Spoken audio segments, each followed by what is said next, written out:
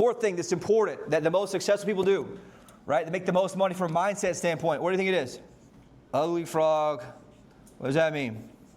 Ugly frog first. What does it mean to eat the ugly frog first? The ugliest, stinkiest, juiciest frog. You got to do the hardest task first. Why? Why is it important to do it first? That's when you have the most willpower.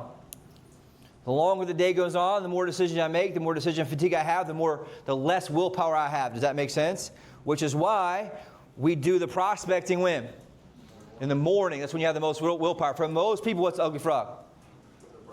Your prospecting, particularly new leads, right? Then you're also going to have your follow-up leads. That's when you have the chance of most rejection, which is what scares most people. And so you want to eat the ugly frog first. Now you do it, get hung up on a couple of times, get yelled at, but you book 2 appointments, what happens? Feel pretty good, right? But it's not until you eat the ugly frog first you do it. Same thing. Jeremy's gotten very good at this. Over the years, have to have some very tough conversations with clients, right? What happens if you just drag it out and avoid it? It gets worse. Way worse, right? Sometimes you eat the ugly frog. Most times it's not near as bad as you think it was. Or even if it was as bad as you think it was, it doesn't really affect you that much. After time, you just get used to having those tough conversations. That's what you have to do to have success at a high level with this. Most times you can save about 50% of them. Other times you can't, but you have to address it early on before that zombie becomes too close. Does that make sense? But for us, most of the time, the ugly frog is always going to be what? Prospect. That's when you make the most money. That's where all the money's straight from. And here's the deal. I have to make sure I'm doing what? Pushing for the appointment. Same thing on the seller side, okay? I got to get face-to-face with them, which makes a massive difference. Third piece, what do you guys think it is? Of the multi-six figure mindset identity. It could also be a 7-figure mindset identity, however you want to brand it, but what do you guys think? What do they do at a high level? Convert. What helps convert? Action. What keeps you doing action? So I go through, I work on the identity, I make my dials, I have stuff, I have some business going on. Business starts to go pretty good, but what happens pretty quickly in business? Well, let's say you got some deals going on. They're super happy. I got my first great month, right? Then what typically happens? It's going to hit you in the face, right? Bad's going to happen. You cannot have a high-level business in any business without what happening? Some bad. And so you got to be able to manage your mindset and identity through that process. And the way you do that is you got to manage your what? Your state. What does that mean? So I got to be really good at this, right? If a seller deal falls through, seller wants out the agreement, seller's complaining, but I got 2 more appointments that day. What do I do, Scott? Keep going. You got to put that behind you, put it in your pocket, put it away, and I got to proactively manage my state. In many cases, Jeremy, what does that mean I got to do for people? If I'm going to the appointment, have all kinds of going on sideways outside of work or even at work, what do I got to do? You just gotta, and what do you tend to say that you do sometimes? You got to put your performance on. Oh, yeah. I got to get into character, put my performance on, which means I manage my state. And so the key here I want you guys to write, I must control my state. Right? People make a lot of money in this business. They control their state no matter what. Meaning that if it happens to me doesn't control my state. What controls my state? I do. My mindset, the way I talk to myself, the way I react to things. And so what a lot of people do is have really good months. They have bad things happen. 2 deals fall through back to back. It almost always happens like that because it's testing your resolve. But then what happens to them? They go south quick. They disappear for a few days, usually buy a dog. Then they probably take a couple days off. That's like the mantra of every agent. They'll come, they'll close 4 deals. They got to buy a dog because nothing makes a whole lot more sense than buying a puppy while you're trying to start a new business. And then they take a few days off and probably take another vacation. Right? Does that sound familiar? It's about right, isn't it? So, but guess what's not the thing I need to do? I got to double down my state. Does it make sense? I'm not joking about it, but most people tend to do it. And a lot of that's doing what? That's coping, right? They're finding this place. But the ideal is I have to control my state because state has an insight. Here's the cool part, right? It's very important. My body will control my tonality and my emotional state. My body will control my tonality and my emotional state. What does that mean? And so part of this, hey, Tony Robbins talks about this a lot. If you've been to one of his conferences, right? His state is huge. You create that, right? He has you jump up and down, do stuff, hit your chest, all kind of crazy stuff, because instantly makes you increase your state. Part of the warrior stuff that makes us do 20 push-ups, right? You get going, what happens? Your blood gets going, your body gets going, all of a sudden you get back to your state. Makes sense? You probably see a lot of sports. You play sports a lot. You can watch and tell which team's going to win based on their physical state of how they look, right? Their shoulders are back, they're confident, they're probably going to win that game. Makes sense? You guys remember like the Tom Brady Atlanta Falcons thing? Super Bowl, right? They're behind. What'd you know about Tom Brady on the sidelines? Anybody see that game? Going crazy, right? Locked in. He was screaming. He's yelling, ready to go. Hyping his team up, Shoulders back, came in, did what? Dominated, came back and won, right? Almost literally impossible. Because what? He managed what? State. Mathematically, almost impossible to come back from that game. State-wise, he able to come back from that game, which is why he's one of the best of all time, because he's really good at doing what? Controlling the state. Does that make sense? So the outside doesn't control the state, I do. Does that make sense? Super important thing. And here's the thing. It's always easy to do the things I want when you want to do them. It's always easy to do things you want when you don't want to do them. Sorry, when you want to do them. The flip side is what? What do elite people do? The elites still do it when they don't want to do it. So I'll put still do. So this is like a muscle we talk about, right? And that typically is going to be what?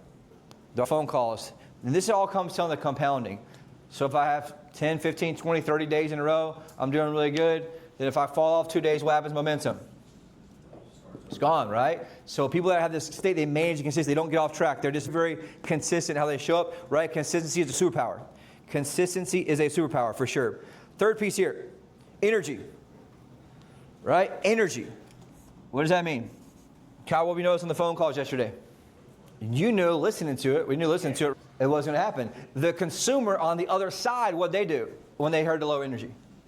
They tend to mirror it and be both in it. It was like one of the calls was like a battle of who could be the lowest energy. And would you call me? What do you want? Do you want to sell that property? No, not really. Okay, you don't want to sell that property? No. Okay, you want me to call you back? Yeah, call me back. It just went down this thing of that, but it all comes from energy, right? What do you notice going through the money phone call sometimes? It's a big thing I told him last year. That you're trying to build that connection over the phone, and if you got low excited for the opportunity that came in. So whenever they would call on the money phone, like I'd get super excited. I don't know who's on the other end. Yeah. This might be the one. They might be just calling for an agent. And that's happened multiple times here. Yep. But yeah, most of the time I notice like the money phone is, hey, it's just showing us over so really good.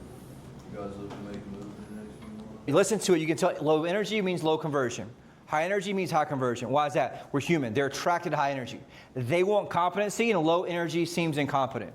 Listen to the phone calls. There's too much of a silence. There's too much of a break. Oh, let me check. Fumbling around, right? You got to be on point. Your energy got to be confident. That's what brings them in subconsciously. Does that make sense, you guys? Super important there with that, right? With that, your body leads the way. So you want to make sure you're in that. And here's the thing. I don't need to feel motivated to take action. Write that down. I don't need to feel motivated to take action. What does that mean? Most people want to feel their way into action. It's like the chicken or the egg, right? Did the chicken come first? Egg come first. The reality is you have to take action to your way of feeling. You're not going to feel like it in the beginning. You just got to get very good at taking action. And then once you take action, like I talked about earlier, that's when you start to see the doors. You start to see the things happen. That's when you start to feel good. Does that make sense? But so many people want to feel their way to action. You're never going to feel your way to action. You have to control your state initially from the inside out. The inside out drives to action when I don't want to. That's the follow-up calls, the extra calls, whatever it is, makes a big difference. And that brings a feeling later on. You guys with me on this? This is where mindset comes in overall. One of those coaching. 100%, right? Makes a big difference on that. I wrote it here somewhere about motivation too. I don't remember where it is, but next one, last one here. They treat this game, particularly mindset, like a professional. What does that mean? They treat the game, particularly mindset, like a professional. What does that mean? Two things. Take it seriously. They treat like a professional, meaning they treat their mindset like a professional. They're constantly working on what? Mindset. For example, what do you guys know about me every morning? Posting a video that I watch after watching multiple videos. Why? Think I do that just for fun? I'm filling my mindset with positivity so that I can get ready for battle to come in and do things that need to be done, right? I'm proactively filling my mind, and I'm treating it like a professional. Anybody watch the Luke Kuechly? Remember about him? He's like, just got to the Hall of Fame, one of the best linebackers in all NFL, right? He played at Carolina Panthers, like a local hero. Anybody watching those interviews about what his competitors say? One of the smartest linebackers that they've ever been against. All the top wide receivers, what they say? You remember? Can I see it? They say he knew to play the running before we knew to play the running. Literally. I got chills saying that because you watch interviews and they say he would know the play running before we knew. And he said they would actually line up and he would yell the play out and everybody could figure out how does he know? How do you think he knows? He watched film obsessively over and over. He spent the whole week prepping for the actual game, which is preparation of what? Is that physical? That's all mental. Same thing Tom Brady did. What did he do? Watch film over and over. So he knew what he was doing, right? And he knew what defense he was going against so he could pick it apart and make obviously the extra plays that make or break the game. Does that make sense? And so you got to do the same exact way here from a mental standpoint. You have to treat your mindset and your identity like a professional. What do? They get better. They go to the gym physically, but also they train mentally in terms of watching film, mindset coaches, all this stuff. You guys have to make sure treat your mind. Why? Because otherwise you're going to ride that roller coaster of real estate up and down. Why? It's a very high level thinking business that has a high toll emotionally on you because of the ups and downs. And so the way I win this game is doing what? I master the middle. You guys with me on this? Second thing they do, they train like a professional. What does that mean? They practice. Practice what? Objection handling. They listen to their calls. Our listening to calls is like watching film, right? Listening to your presentation is like watching film. It's how you get better very quickly. Okay, imagine now you have two NFL teams. One watches film, one doesn't. Which one's winning? Then why don't y'all watch your film? Right? Why don't you just listen to the phone call? Why don't you record? The last 7 days in the buyer team, Bobby, I think, is the only person that recorded the actual presentation on the buyer team. Crazy. The software is there. The technology is there. AI can tell you how to get better. But you have to be able to use it, right? Second part of that, right? Listening side. You're able to go through it. As you go through it, what happens as you watch it and analyze it? Oh, yeah. It's, I think the two biggest things for me is it actually counts how many times you ask for the close, which is a big takeaway. And just that one thing, how much does that increase your conversion, you think? Well, a lot, because now you're conscious of, well, am I actually asking it, Do they understand I'm asking for it? Is the AI hearing me asking for the sale, right? And so now I'm actually doing what? Asking for the sale in a way that I'm articulating it so that they understand, the AI understands it. And then also, it's able to make recommendations on what to say at different parts. If we mess up how we said something, or where there's an objection, hey, this is how you should have handled it. Yep, the coaching part is invaluable, right? Scott, what about you? What do you think of that? What do you notice? Yeah. And when they do say, Yeah. It's like just, and I was telling Cal the same thing yesterday. No one's going to say, hey, look, yeah, dude, just come over, give me an offer so you can buy it out below market value. I just want to give this thing away. No one's saying that. No one's going to say on the phone, hey, guess what? I want to buy a house from you. I've been waiting for an agent to call me. No one's really called me. I want to buy from you. If you get that, what does that mean they're buying? A mobile home. That's it, right? Because no one wants to mess with them. But if you want a high-end client, they're going to be more elusive, right? They're going to give you what? Objections. You got to be able to overcome them in that scenario. It's super important. I was telling Cal, we reached out to a guy yesterday who we interviewed a year ago. I think Austin talked to him. Went to another brokerage. He sold 2 in the last year. I called him back yesterday because he's been watching my emails a lot. Called him. Said, hey, man, just want to reach out and see if you're interested in more real estate. I'm really good, man. I'm doing great. Business is great. What do I know? He sold 2 effing houses in 12 months. I don't want to say it on a video or anything, and I can't remember his full name. But I'm like, all right. They all say that, don't they? Knowing their business is not that good. So what do? Ask the question. I say, hey, man, that's great. That's awesome. Let me ask you this. What's your biggest challenge you're facing right now? All of a sudden, what happened? Start opening, man, leads. I'm sure everybody, it's definitely leads and opportunities. Oh, what type of leads or opportunities you get now? And all of a sudden, what do you think happened? Go through the process, ask a couple questions, overcame 2 or 3 objections, boom, book the appointment. Super simple, but you got to be good at doing what? Overcome the objection, knowing they're not going to tell you yes.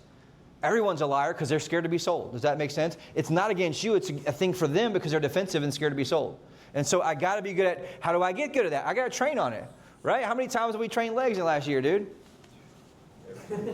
50 sometimes. Think about this. How many leg extensions do you think you've done in the last 12 months?